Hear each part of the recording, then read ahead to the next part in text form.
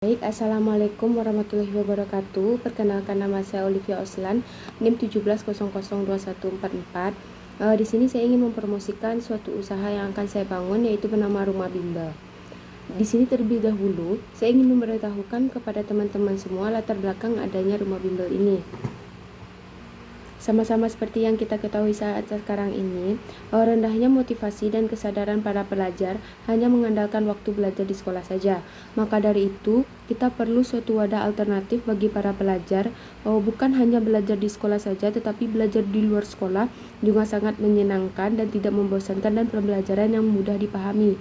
Maka dari itu, suatu wadah alternatif yang akan saya buka yaitu seperti Rumah Bimbel. Memang pada saat ini di Kota Padang sudah banyak sekali lembaga bimbingan belajar yang dibuka, tetapi beberapa bimbel yang ada terkadang mempunyai harga yang mahal. Maka dari itu, Rumah Bimbel akan segera didirikan di Kota Padang dengan pembelajaran yang tak kalah menarik, mode pembelajaran yang menarik, lingkungan belajar yang kondusif, training motivasi dan refreshing bersama ke tempat wisata, dan juga reward bagi siswa yang mendapatkan peringkat terbaik di sekolahnya. Nah, Rumah Bimbel ini mempunyai visi dan misi. Visinya yaitu menciptakan generasi muda yang cerdas dan berkarakter. Sebagaimana misinya, yang pertama itu memperkenalkan Rumah Bimbel dengan berbagai keunggulan model kegiatan belajar. Dan yang kedua, merekrut tenaga pembimbing yang profesional dan berpengetahuan. Yang ketiga, merancang nilai tambah kegiatan belajar mengajar dengan mengadakan training motivasi serta refreshing bersama. Nah, jenis usaha di sini yang akan dirintis yaitu jasa bimbingan belajar dengan variasi kelas dan paket pembelajaran. Terdiri dari kelas untuk TK dan SD sederajat. Tersedia pula paket belajar sesuai dengan kebutuhan konsumen. Nama perusahaannya ini kami beri nama yaitu Rumah Bimbel, dan lokasi bimbel ini berlokasi di Kota Padang, Kelurahan Sawan Timur.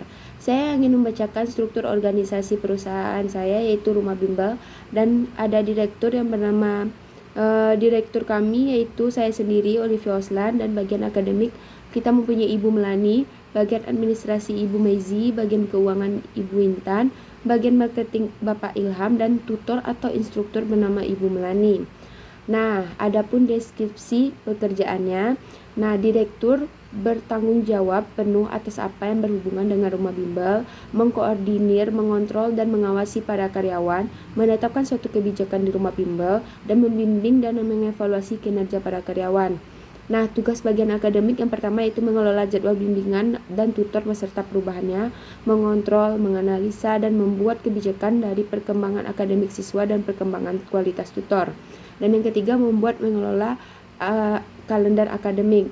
Nah, bagian administrasi bertugas mengelola surat menyurat perusahaan, mengelola formulir pendaftaran siswa dan tutor, mengelola absensi siswa dan tutor, dan mengarsipkan data dan menginventarisasi.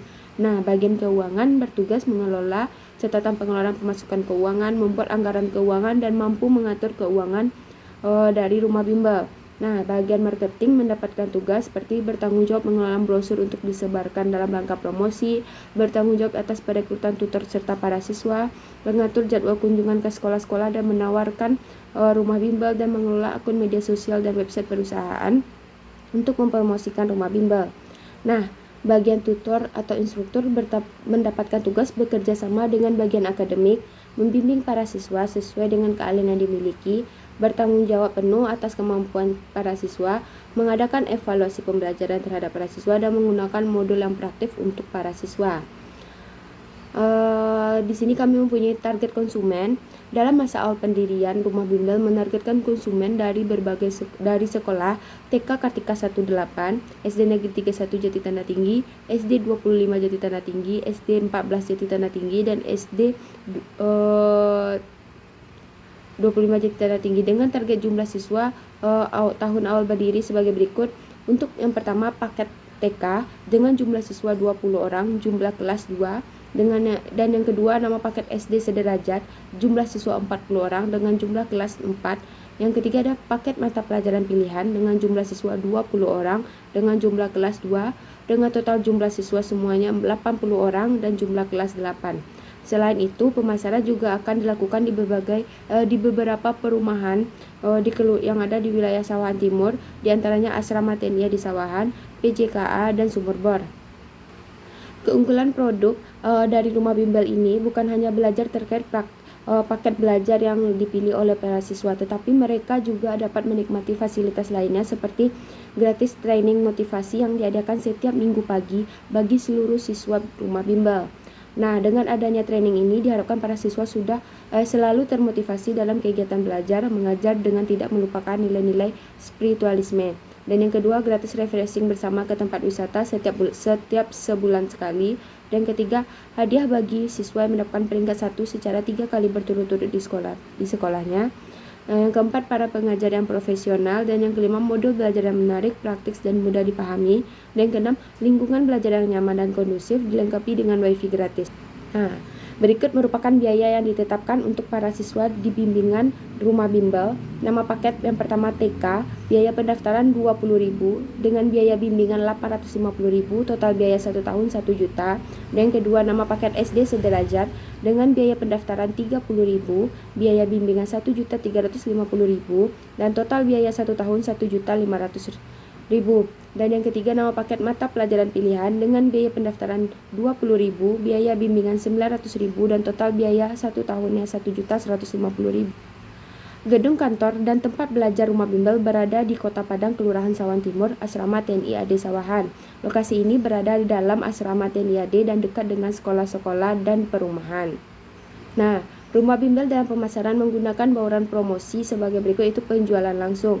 Sebagaimana metode ini digunakan dengan cara tenaga pemasaran mengunjungi sekolah-sekolah secara langsung untuk menawarkan belajar di rumah bimbel. Yang kedua, ada periklanan, digunakan dengan cara menawarkan jasa bimbingan belajar di situs internet, baik itu dengan website resmi ataupun media sosial. Yang ketiga, promosi penjualan. Metode ini dilakukan dengan publikasi terkait salah satu ketentuan rumah bimbel, yaitu jika para siswa tidak berhasil dibimbing, maka pembiayaan akan dikembalikan dengan biaya 100%.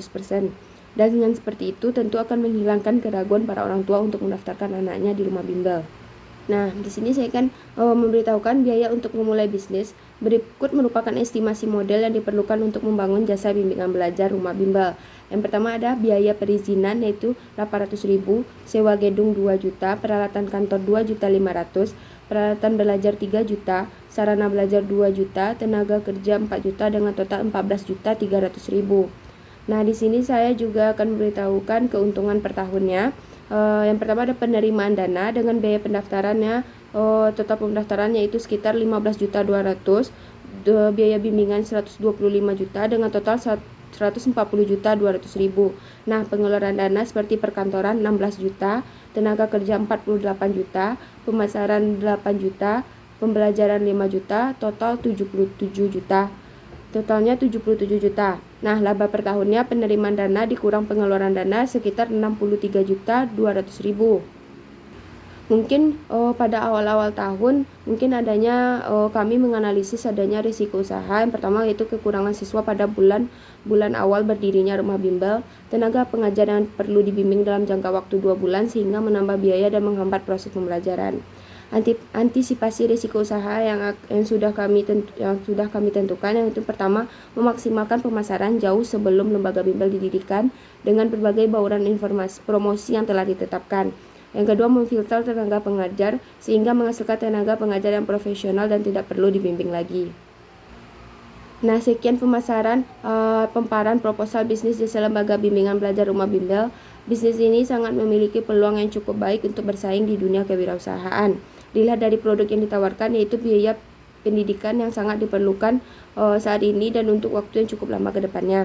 Bisnis ini sangat menguntungkan bukan hanya bagi pendiri bisnis tetapi juga bagi pengajar serta bagi para konsumen, yang dapat dilihat dari modal yang digunakan tidak cukup besar dan biaya bimbingan yang tidak cukup mahal.